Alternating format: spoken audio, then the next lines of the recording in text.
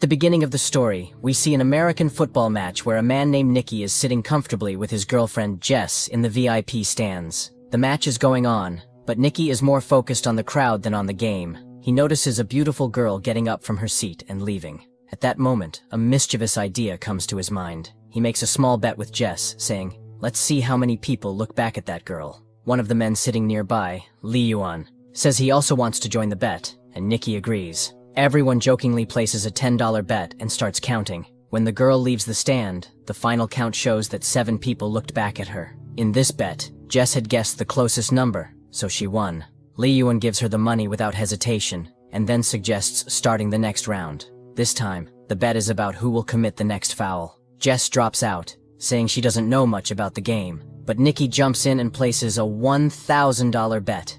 As soon as the whistle blows, the referee signals a foul, and it turns out to be the team Nicky had bet on. He wins, and puts the money in his pocket. Even after losing, Lee Yuan gets more excited and says, "Let's place a $5,000 bet this time." Now the question is whether the player will pass the ball or run with it. Nicky hesitates a little at betting $5,000, but finally agrees. Lee Yuan guesses that the player will run, and Nicky says he will pass. As soon as the whistle blows, the player actually runs with the ball, which means Nicky loses $5,000. Now Nicky decides, it's okay, we lost $5,000. Let's stop here, and asks Jess to come have coffee. He wants to leave, but Lee Yuan insists. He says, "You're sitting in the VIP lounge, you have money. Why be upset over $5,000? Let's play another bet, this time for $10,000. Eventually, Nicky agrees. Now the question is whether the player will make the next pass correctly or not. Nicky predicts yes, but the other team intercepts the pass. Nicky has now lost $15,000. While taking out the money, Nicky gets a little upset. He thinks for a moment and says, "Let's place a $50,000 bet this time." Jess is shocked to hear this, but Nicky looks angry. At this point, luck is not on his side. He loses the next bet again, and has to give away another $50,000. Now Jess urges him to stop immediately, but Nicky's anger and ego take over. Without thinking, he places the next bet of $100,000. Lee Yuan laughs and teases him, saying, "Do you even have that much money?" Nicky silently throws a whole bundle of cash on the table. Seeing this, Lee Yuan also gets excited. This time, Nicky bets that the next pass will be intercepted and won't be completed, but the pass is successful. Now Nicky has suffered a loss of $100,000. He can't figure out how to get out of this mess. Jess is also shocked by his behavior, but now the game has reached a very serious stage. Nicky says, "I have $1 million left. Let's bet it all. Let's see who wins this time." The final decision will be made by playing cards. Since Lee Yuan has been winning continuously, he's now going crazy with excitement. He starts looking at Nicky like an ATM machine. Lee Yuan draws his card. It's a 5 of clubs. Now Nicky just has to draw a card higher than 5. His chances of winning are very high. Nicky picks up a card and flips it over with great confidence, but it's the 3 of hearts. Seeing this, Jess immediately fell off her chair. When Nicky started the game, he only intended to bet $10, but now, he had lost more than $1 million. After such a shameful defeat, he had nothing left to say. So, he quietly held Jess's hand and started walking out. He was deeply upset, but Lee Yuan began teasing him even more. He said, "This is what happens when you mess with the master." Nicky stopped and placed another bet, this time for $2 million. Now the idea was a little different. Nicky challenged that Lee Yuan could choose any random player using a telescope, and if Nicky guessed the player's jersey number correctly, the win would be his. Lee Yuan got a little confused. He said, "This is like mind reading." It felt like Nicky was setting himself up for failure. Lee Yuan also started suspecting that Nicky might be cheating. To remove his doubt, Nicky said, "Okay, I won't guess. This time Jess will do it." Jess looked angrily at Nicky. She couldn't understand what was happening. She said, "Among so many people, what are the chances I'll guess the correct jersey number?" Saying this, she tried to leave, but Lee Yuan's security guard stopped her, and a small fight broke out between them. Jess calmed herself down a little. Nicky told her to just look around the ground and say whichever number felt like her own. Lee Yuan picked up the binoculars and chose a player. Then Jess took the binoculars and scanned the entire field. She could see jersey numbers everywhere. How could she guess? Then her eyes fell on a familiar face, and she remembered Nicky's words, that she should choose the number that felt like her own. Their friend Farhad was wearing jersey number 55. Jess understood that this was all part of Nicky's plan. She said, "Number 55, and it was the correct answer. Liwan was stunned. Jess also started wondering how Nicky had known Liwan would choose that number, but at that moment, it didn't matter. They had already won the bet. Both of them made a $1 million profit and got back all the lost money. They left the stadium with 2 big bags full of cash. In the car, Nicky told Jess that everything had been part of their plan. They had been tracking Liwan for a long time. Liwan was well known in high society for his bad gambling habits. He would jump at any bet placed in front of him. Nicky's team had planned the entire setup. As soon as Liwan stepped out of his hotel room, the number 55 was planted in his subconscious mind. The number 55 was written on the label pin of the security guard. The same number appeared on signboards along the road to the stadium. They didn't just show him the number, they made him hear it too. While coming to watch the match, a song had been played in Liwan's car that repeated the number 55 again and again. That number was said 124 times in the song, which kept pulling Liwan's attention toward it. He had even been shown a photo of Farhad, which helped build a visual memory. So, when Liwan looked through the binoculars, his mind naturally went toward the number 55, and Jess said 55 as soon as she saw Farhad. Jess had not been told anything in advance, so her expressions would stay natural during the entire game. This way, no one would suspect her. After hearing everything, Jess was completely impressed with Nicky. After this, the story takes us a few days back. Just a few days earlier, Nicky was lying on a bed in a room with Jess beside him, and a man was pointing a gun at his head. Jess was sitting next to him, someone he had met only recently. It was clear that someone had trapped Nicky, but there was no sign of fear on his face. He calmly said, "I don't have a single penny. If you want to shoot, then shoot." The man with the gun looked at Nicky's reaction and quickly realized this man was clever, even more cunning than them. And his guess was absolutely right. Nicky was a master con artist who pulled off petty thefts with great skill. Jess had brought Nicky to that room by tricking him, but Nicky saw a natural talent in her. At that time, Jess didn't understand anything. When the man with the gun left, Nicky told Jess, "You have a gift. If you polish this ability to trick people, you can live a very comfortable life." Nicky said, "This is our family business. My father, his father, they were all con men. We're cheats by blood. Every trick, every move is a game to us." Without wasting time, Jess took out some money and said, "I want to learn from you." Nicky agreed. While walking out, he stole one of Jess's rings, and she didn't even realize it. By the time she figured it out, her watch had also disappeared. When she had put the watch in her handbag, Nicky had already taken her wallet. After all these tricks, Nicky said, "Sleight of hand, timing, and a little style. That's all you need for this work." Then Nicky said goodbye to her and left. After a few months, Jess found Nicky in New Orleans, where he had started building a new team. Their meeting was actually a test. He wanted to see if Jess was capable of joining his team or not. When Jess agreed, Nicky sent her to a fair with one of his team members. This was Jess's first practical assignment. She began asking people for directions, holding a map in her hand. While she distracted people, her partner secretly stole a tourist's camera lens. Then, another team member intentionally bumped into a man, and Jess took his wallet.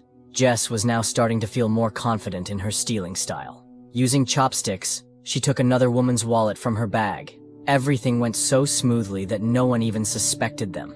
Nicky was watching everything from the top of a building. He told the team to leave Jess alone. Now it was her turn to fly solo. Jess started stealing expensive items one after another, and with each theft, Nicky's respect for her kept growing. Now Nicky gave her another big assignment, this time, a high-tech scam. With the help of special lenses, they could see other players' cards and beat them easily. There was also a system for stealing credit cards.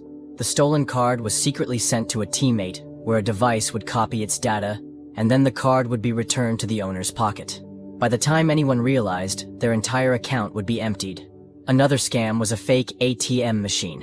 Whenever someone withdrew money, the ATM would secretly store their PIN.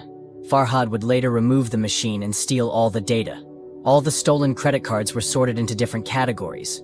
Expensive luxury items were bought using them, and finally, their data was sold on the black market. One day, Jess saw a beautiful necklace and wore it, but Nicky immediately told her to take it off.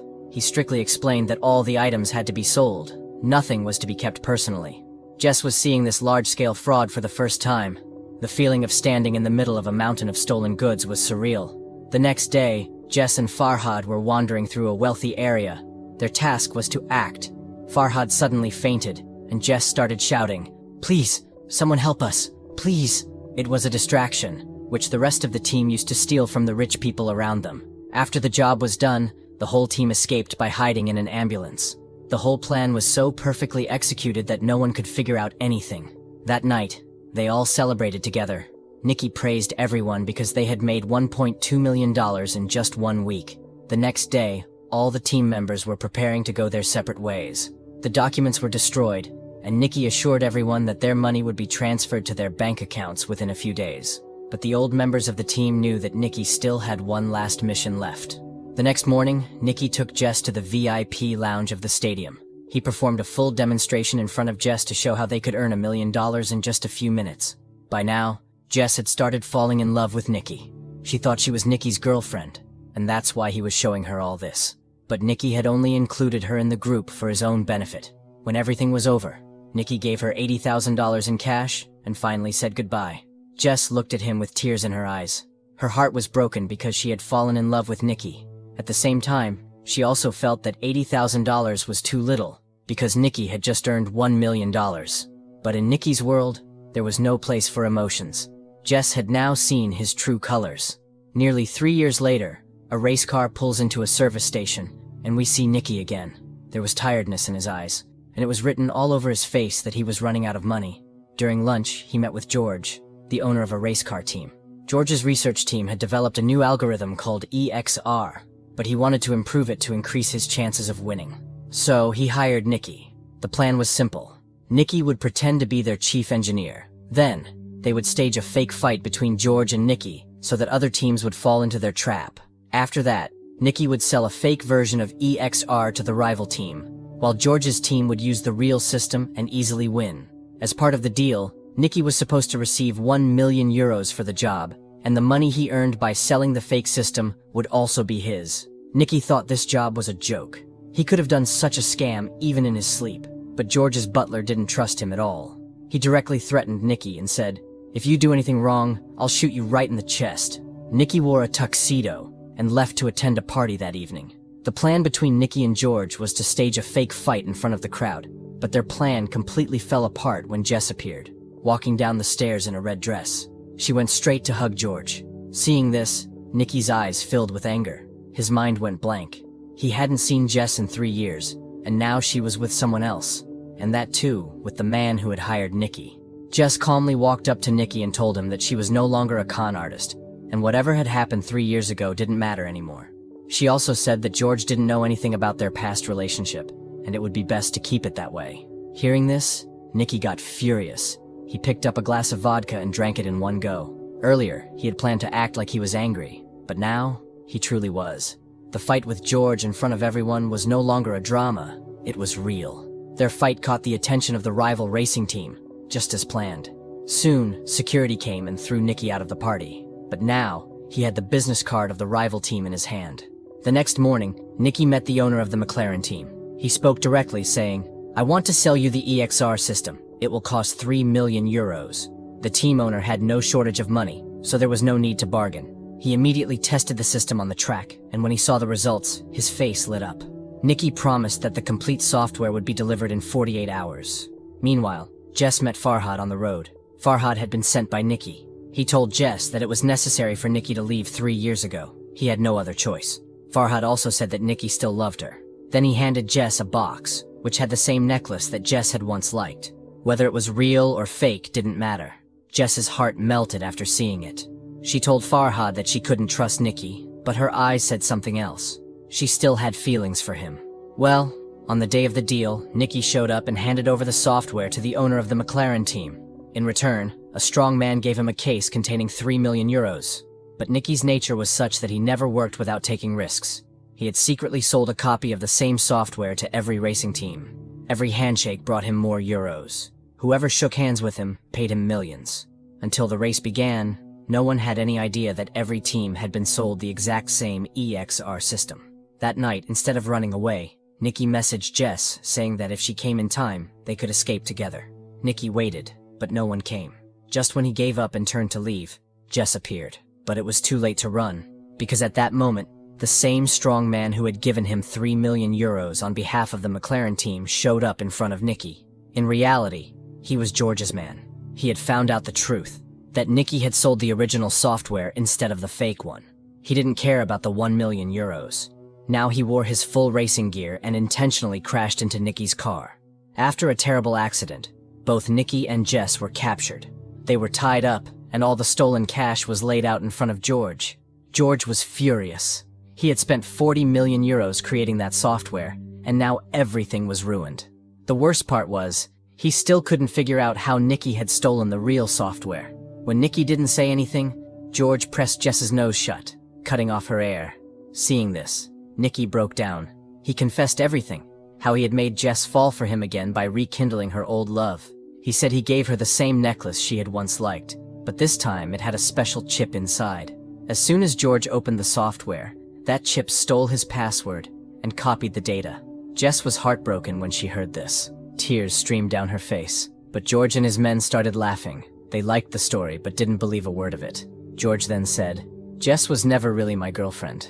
I know she was only with me for my money." Jess admitted that she was only pretending to love George to steal his expensive watch collection. Nicky was shocked, so Jess had faked her love for George just to make Nicky jealous. Now, both of them were caught. George turned to the butler and asked how Nicky managed to steal the software. As soon as Nicky opened his mouth, the butler suddenly fired a bullet. It hit Nicky straight in the chest. George's face turned pale. He panicked and told the butler, "I can earn money again, but if I get caught for murder, I'm finished." George quickly fired the butler and fled from the warehouse. Jess was crying uncontrollably, but the butler calmly said, "There's no need to worry. I'm actually Nicky's man." In truth, the butler was Nicky's father. He had shot the bullet carefully just near the heart, not through it. He sealed the wound with tape, used a needle to draw out the extra blood, and balanced the air pressure in Nicky's chest. Suddenly, Nicky opened his eyes. He was alive. It was a crazy plan, but it worked. Behind them lay a huge pile of money. All three of them left the warehouse. Nicky was actually an orphan and had been raised by this man. He was the one who had taught Nicky all the tricks of the trade. Their rule was simple: never get emotional. But now, Nicky had truly fallen in love with Jess. The butler left both of them on the roadside and took all the money with him.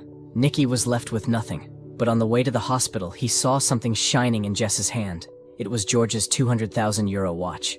Nicky looked at her. Jess looked at him, and both of them smiled. With tricks like this, and sleight of hand, they'd never go hungry, no matter where they were in the world.